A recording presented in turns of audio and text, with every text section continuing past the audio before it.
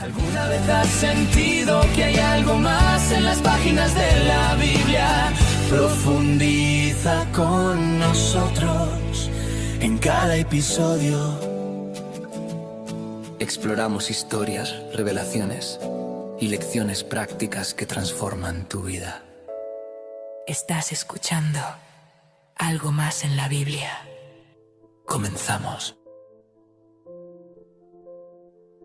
Normalmente, cuando revisamos un caso judicial contemporáneo, la expectativa general es que el proceso funcione con la precisión de una maquinaria bien aceitada. Alguien comete un presunto delito, la evidencia se recopila bajo protocolos muy estrictos, los abogados debaten y, un juez cita un artículo específico del Código Penal. Claro, todo muy ordenado, ¿no? Exacto. Todo queda pulcramente archivado bajo una clasificación legal inamovible. Es visible, es auditable y, sobre todo, sigue una lógica predecible que nos da tranquilidad. Sí, esa es la estructura binaria y procedimental a la que estamos acostumbrados hoy en día. O sea, el sistema dictamina culpabilidad o inocencia basándose en un manual de reglas que, en teoría, es público y accesible. Pero, y aquí es donde la cosa se pone interesante, cuando retrocedemos 2000 años en el tiempo, al Jerusalén del primer siglo, y tratamos de auditar el expediente legal de un predicador de Galilea, esa ilusión de orden se desmorona por completo. Totalmente. Nos adentramos en aguas jurídicas que son increíblemente turbias. Muy turbias. El registro procesal está lleno de zonas grises, presiones políticas y, decisiones tomadas en las sombras. Y el objetivo de nuestro análisis a fondo de hoy es hacer una revisión detallada y minuciosa del juicio en contra de Jesús. Pero ojo, no desde la teología, sino estrictamente desde la jurisprudencia. Y hablar del juicio a Jesús de Nazaret desde esa óptica es fascinante, porque estamos analizando, sin lugar a exageraciones, el caso judicial más influyente de la historia. ¡Wow! Sí, sin duda. Es que, si lo pensamos, es el proceso que literalmente reconfiguró la cultura, el calendario y toda la filosofía de Occidente. Y para lograr este análisis detallado, tenemos sobre la mesa una pila de documentos y fuentes muy particulares. Estamos cruzando textos de derecho procesal histórico, los relatos del historiador judío Flavio Josefo y manuscritos del filósofo Filón de Alejandría sobre cómo operaba la maquinaria romana. Y por supuesto, los evangelios canónicos. Sí, exacto. Pero hay un detalle vital sobre los evangelios que debemos mencionar.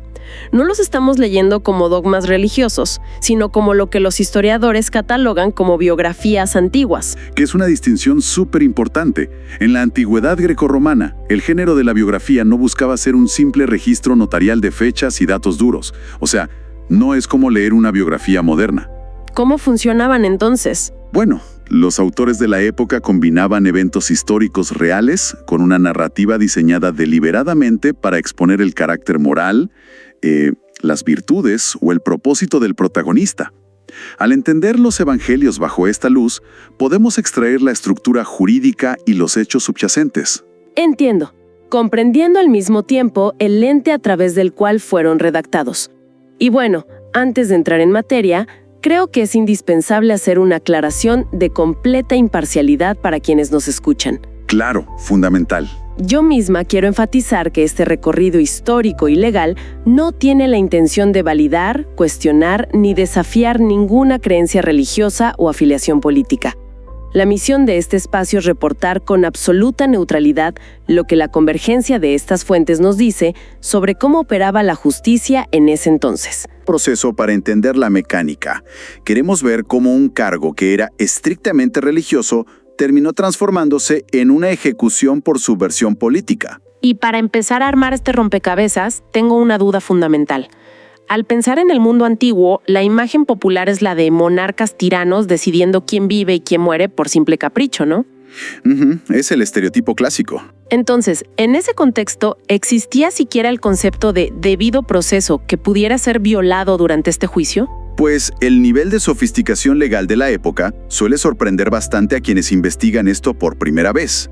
La doctrina de justicia hebrea, administrada por el Sanedrín, que era el Consejo Supremo Judío de 71 miembros, ¿verdad? Exacto. Ese consejo tenía un marco jurídico robusto y sumamente detallado. O sea, contemplaba garantías que hoy en día consideraríamos derechos humanos básicos. ¿En serio? ¿Cómo cuáles? Hablamos del derecho inalienable a una defensa, la presunción de inocencia indicial y, muy importante, audiencias obligatoriamente públicas. También tenían un sistema riguroso para la validación de testigos y la prohibición absoluta de la autoincriminación. ¡Wow! Era una maquinaria procesal muy avanzada. Supongo que diseñada específicamente para evitar que las pasiones de la turba dictaran sentencias. Totalmente. Era un sistema diseñado para la cautela. Pero, a ver, esa autonomía judicial suena muy bien en el papel, pero choca de frente con la realidad geopolítica. Judea era un territorio ocupado. El Imperio Romano, con el emperador Tiberio a la cabeza, era el que realmente dictaba las reglas del juego. Sí, pero Roma operaba bajo un modelo de ocupación bastante pragmático. A los romanos no les interesaba microgestionar la vida cotidiana o la religión de las provincias sometidas. Mientras pagaran, claro. Exacto, siempre y cuando pagaran sus tributos y mantuvieran la paz, todo bien. Por eso permitían que el Sanedrín operara sus propios tribunales y aplicara sus leyes tradicionales.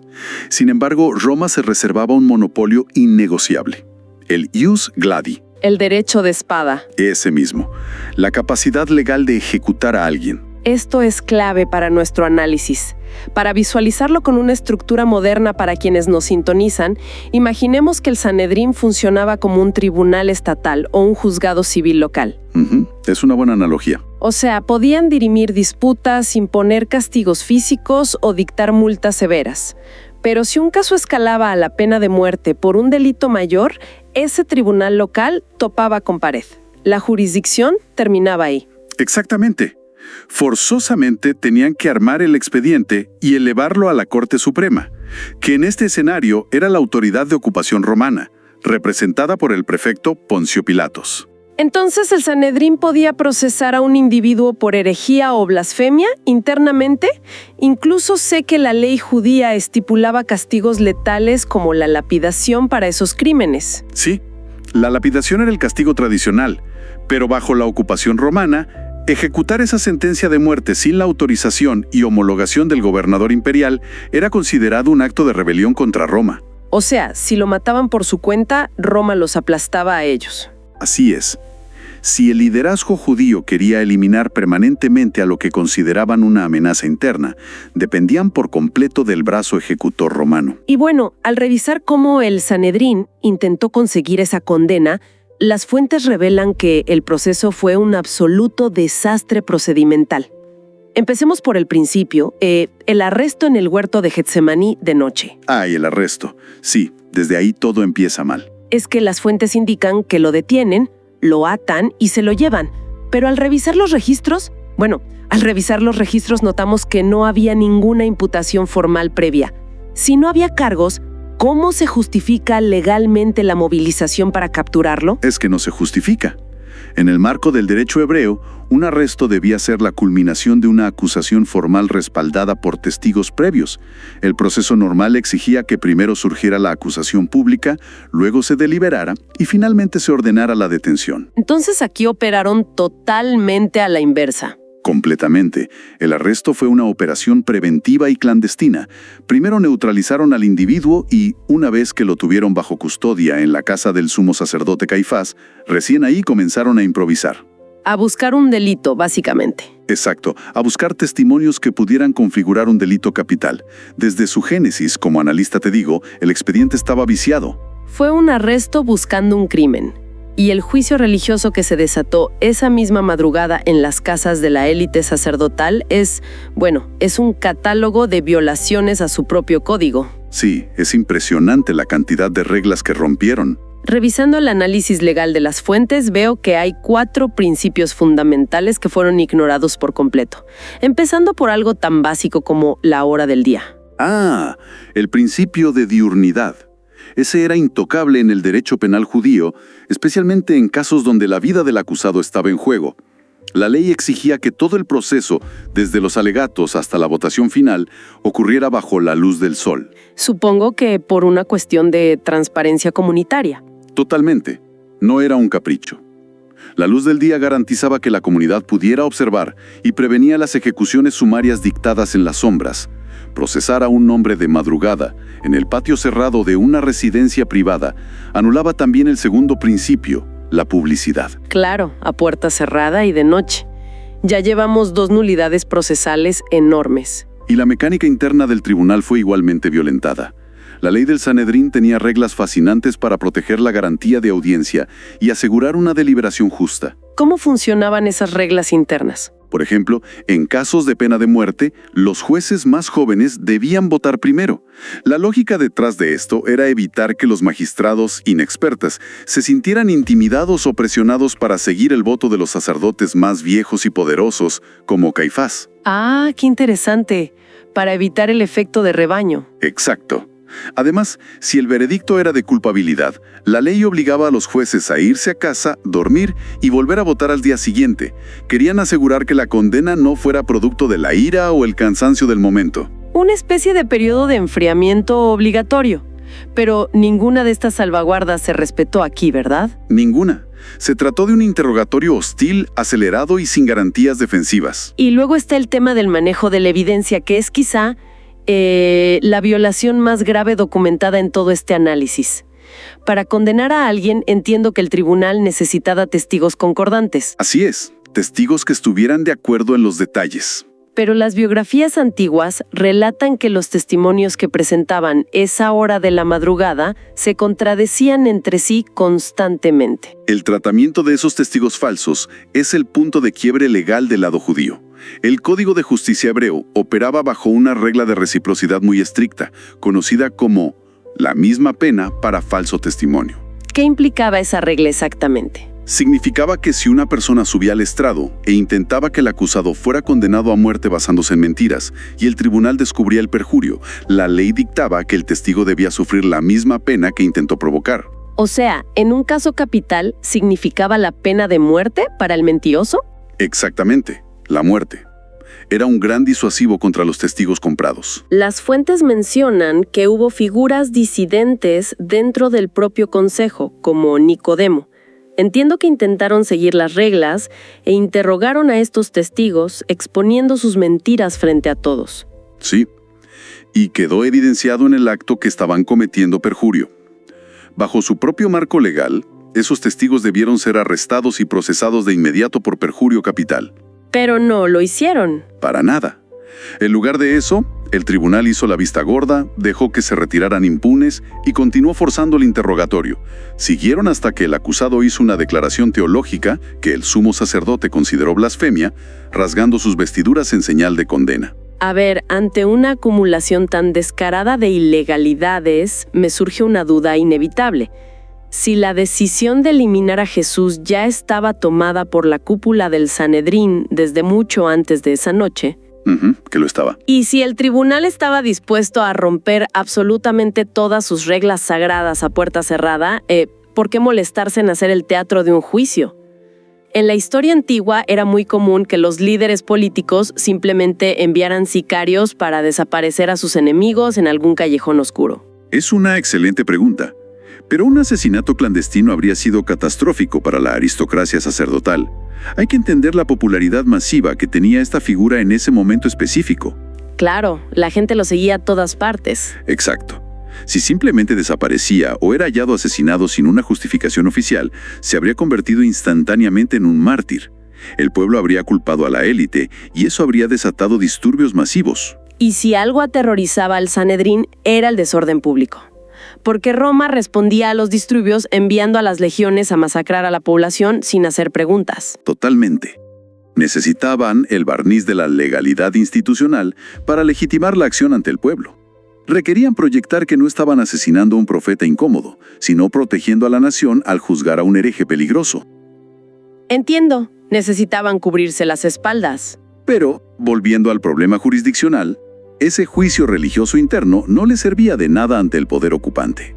Necesitaban construir un caso con apariencia de legalidad para entregárselo en bandeja de plata al gobernador romano.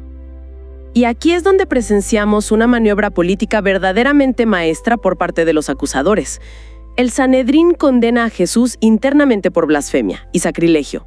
Argumentan que ofendió las leyes divinas del judaísmo. Sí, pero saben que no pueden llevarle ese argumento a Poncio Pilatos. Claro que no.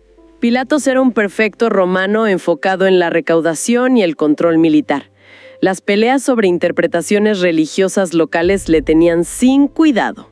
Si la aristocracia judía se presentaba ante el pretorio romano exigiendo la ejecución de un hombre por violar leyes dietéticas o debatir sobre la pureza del templo, Pilatos probablemente los habría expulsado a patadas de su tribunal.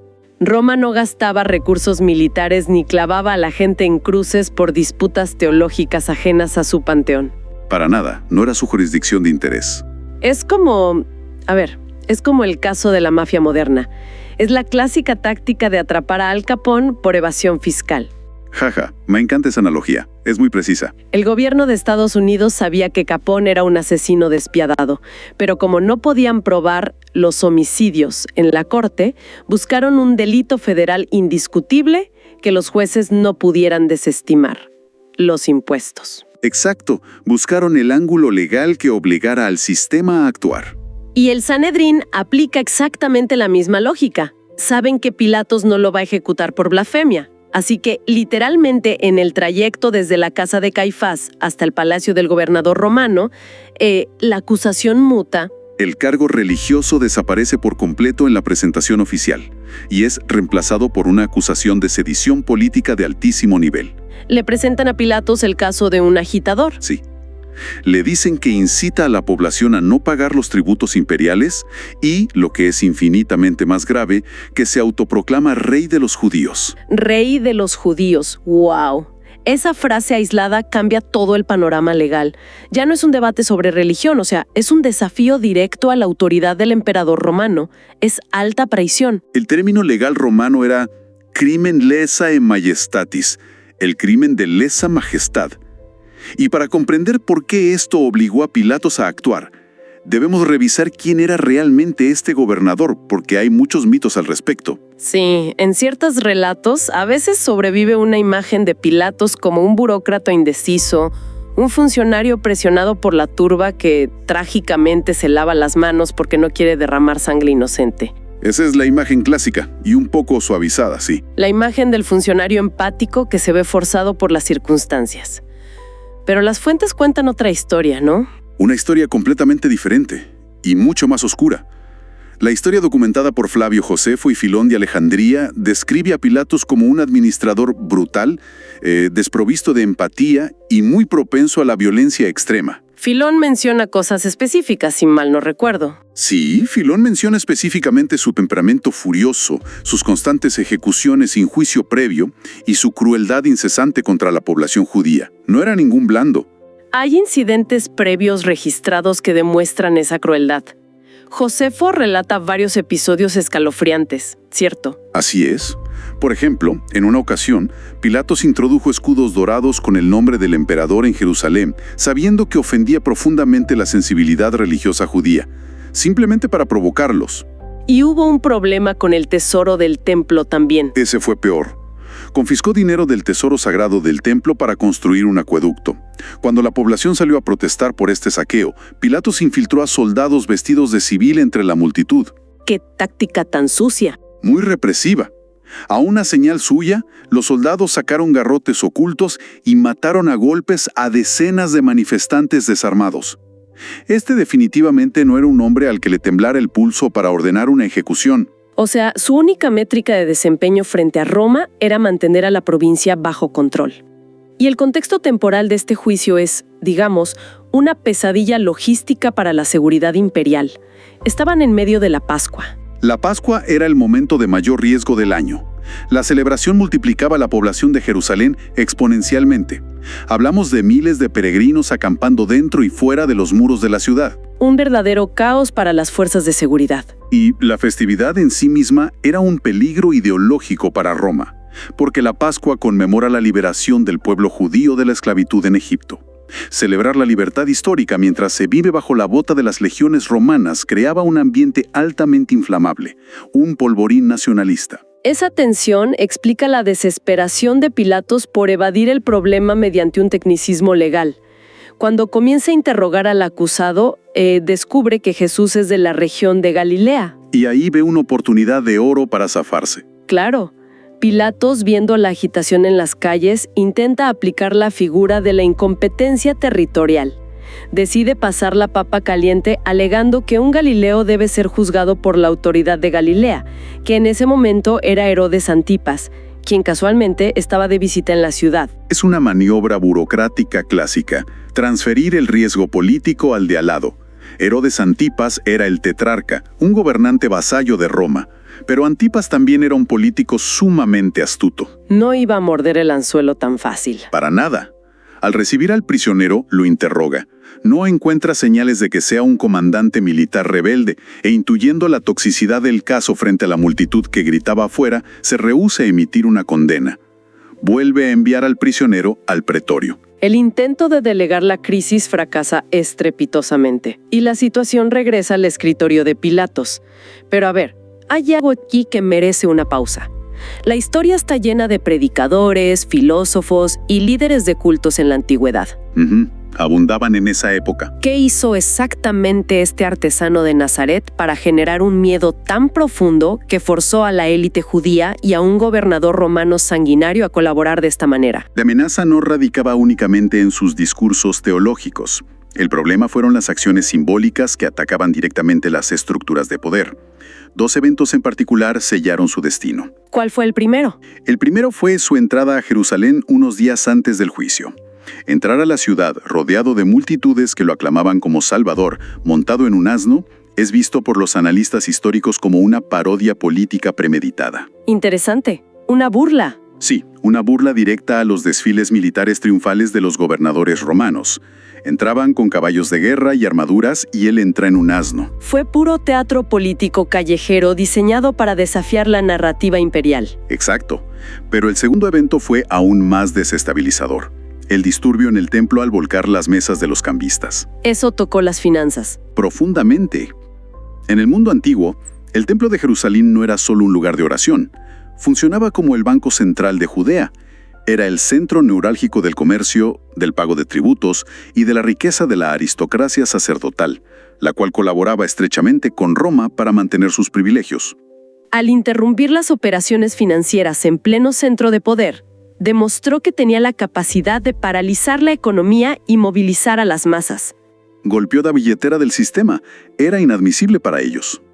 Y cuando Pilatos se enfrenta a una multitud azuzada por esos mismos líderes sacerdotales, amenazando con un motín masivo en plena Pascua, el pragmatismo romano dicta la sentencia.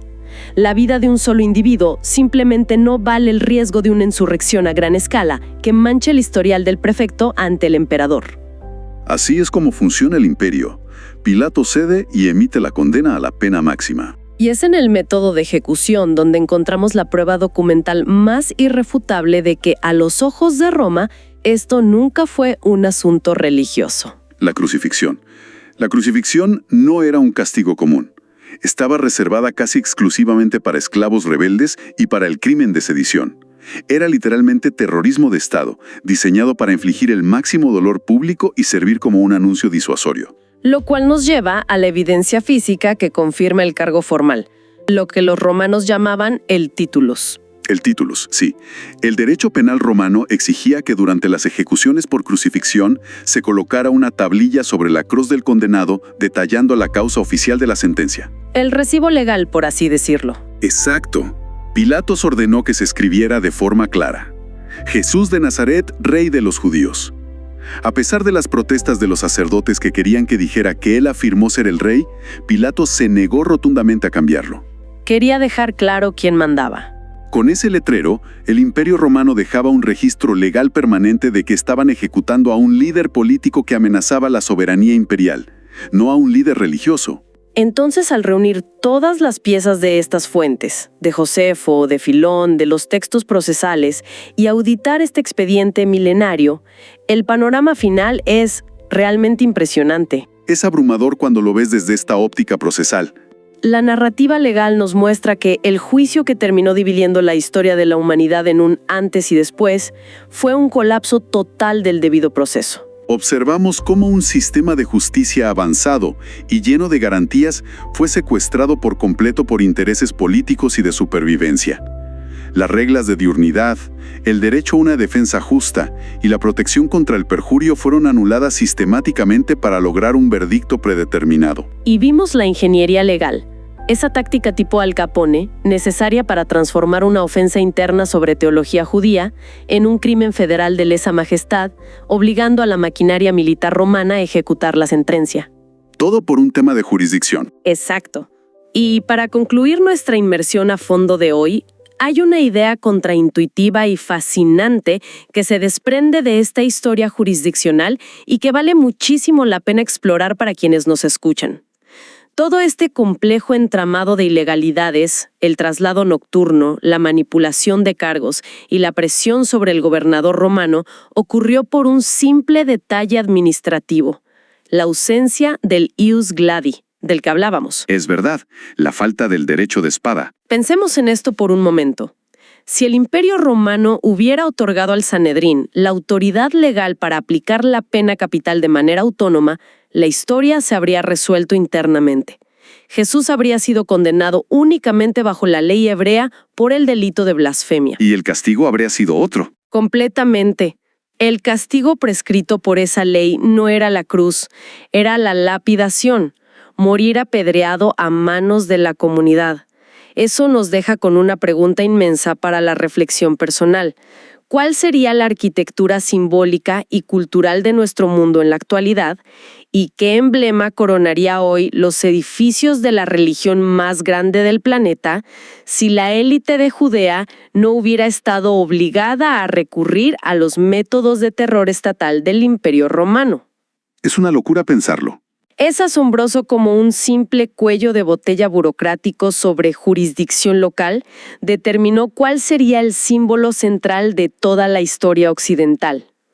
Las ramificaciones de un expediente legal turbio, ecos que resuenan 2000 años después. Envíenos sus sugerencias y comentarios a nuestro correo electrónico ministerio@jesusislife.net. Este programa es una producción de Jesus is Life.